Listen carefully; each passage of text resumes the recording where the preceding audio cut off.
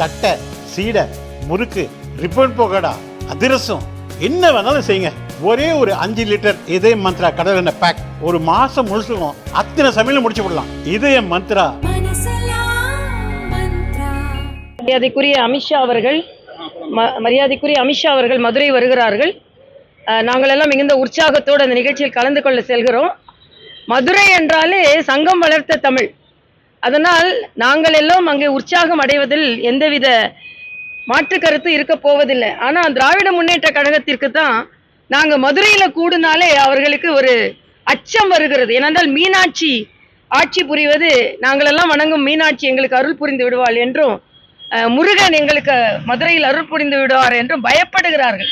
அதனால்தான் சேகர்பாபு போன்றவர்கள் நாங்கள் பயபக்தியோடு முருக மாநாடு நடத்த இருக்கிறோம். அவர்கள் பயத்துடன் அந்த முருக மாநாடை அவர்கள் பார்க்கிறார்கள். அதனால் நாங்கள் இன்று அரசியல் மாநாடாக இருந்தாலும் சரி, முருக பக்தர்கள் மாநாடாக இருந்தாலும் சரி, நாங்கள் மக்களுக்கு நல்லது செய்ய வேண்டும், நமது ஆன்மீகம் தலைக்க வேண்டும் என்பதற்காகத்தான் நாங்கள் இந்த மாநாட்டை நடத்துகிறோம். மரியாதைக்குரிய அமித்ஷா அவர்களின் வருகை எங்களுக்கு மிகுந்த பலத்தை தரும் என்பது எனது கருத்து. பாஜகவுடைய மதவாத அரசியல் வட மாநிலங்கள்ல ஈடுபடும், தமிழ்நாட்டுல யாரும் மயங்கி விட மாட்டாங்க, முருகனே மயங்க மாட்டாரு அப்படின்னு திருமாவளவன் சொல்லியிருக்காரு. இல்ல, மதவாத அரசியல்னா நான் என்ன கேட்கிறேன், நீங்க முருகன் மாநாடு நடத்துங்க. நாங்க எப்பவுமே முருகனை கும்பிடுறவங்க தான். நாங்க எப்பவுமே முருகனை கும்பிடுபவர்கள். முருகனை கும்பிடல தப்பில்லை. ஆனா நீங்க முருகனை பத்தி நம்பிக்கை இல்லைன்னு சொல்லிட்டு முருக மாநாடு நடத்துனதுதான் மக்களுக்கு சந்தேகத்தை ஏற்படுத்துகிறது. அதனால அண்ணன் திருமாவளவன் கவலைப்பட வேண்டாம். எங்களதெல்லாம் மனிதத்துவம், மதவாதம் கிடையாது, மனிதத்துவம்.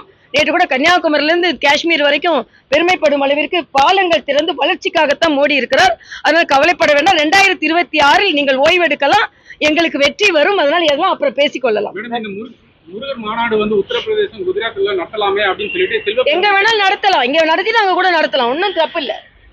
ஏன்னா எங்களுக்கு நிறைய இடத்துல நடத்த வாய்ப்பு இருக்கு. உங்களுக்கு தான் தமிழ்நாட்டை தவிர வேற எங்கேயும் நடத்த வாய்ப்பு இல்லை. எங்களுக்கு இந்தியாவில் எந்த மாநிலத்தில் வேணுமாலும் நடத்துவதற்கு வாய்ப்பு இருக்கு.